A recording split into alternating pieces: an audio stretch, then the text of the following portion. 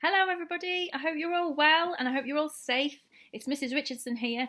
I wanted to talk to you about something called World Braille Day, which we celebrated this week on the 4th of January.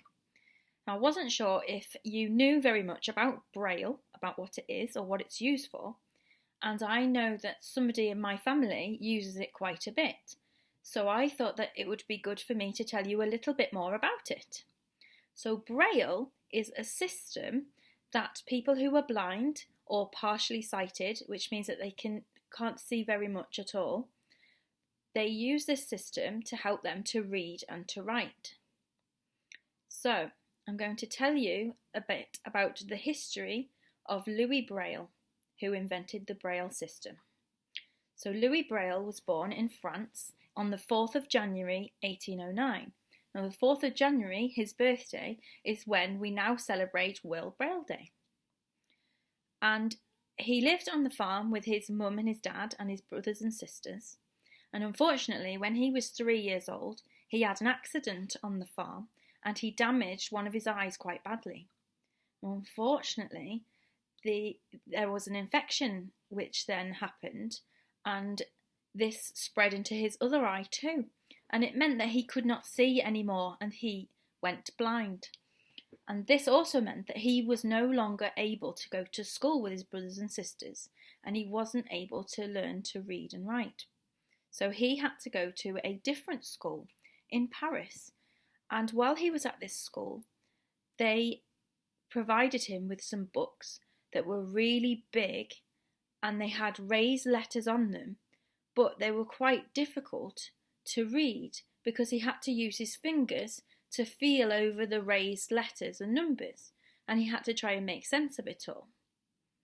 When he was 12 years old, he met a soldier who was called Charles Barbier, and he'd invented a system for soldiers to send messages to each other in the dark and at night using symbols, and Louis Braille thought that this was really good way of being able to read and write and send messages to one another. However, he found that it was really difficult and really complicated to learn.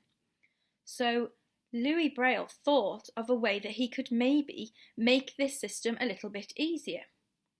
Now, I don't know if you've ever played a game called Dominoes. I've got a picture of some dominoes here for you. So he used the dots on the dominoes as a system to work out an alphabet. Sorry. And here are some of the letters. So for A, you have 1 dot. For B, 2. C, 2 sideways. And D, 3.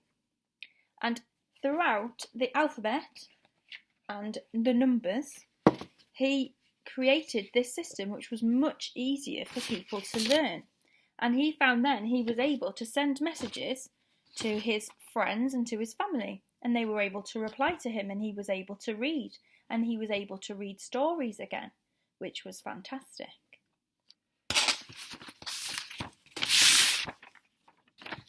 He eventually became a teacher at the school that he had attended, and then the system was brought in for lots more people who were blind and partially sighted.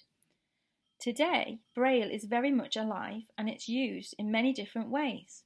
There's a charity called the RNIB, which stands for the Royal National Institute of Blind People, and it's the largest producer of Braille in Europe. So, the RNIB provide you with an alphabet so that you can look at each cell and you can figure out what each letter means, and you would need to feel this with your finger on a raised cell. I've got an example of some Braille for you here.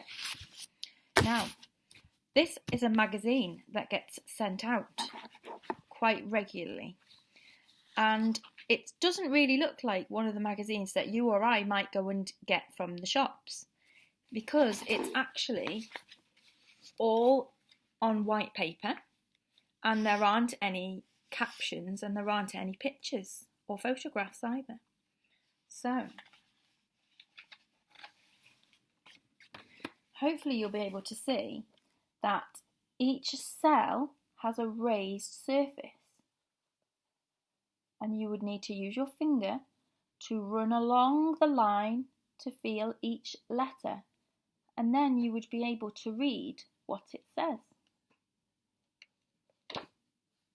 Now this is quite complicated Braille for somebody who's quite experienced, and you can get different levels, so you can get much easier Braille that you can read too. And I just thought that it was interesting to share with you this system, which then allowed lots of children all around the world to exercise their right to an education so that they can read stories too and communicate with their friends. I hope you're having a lovely week, and I really look forward to seeing you all again soon. Take care everybody. Bye.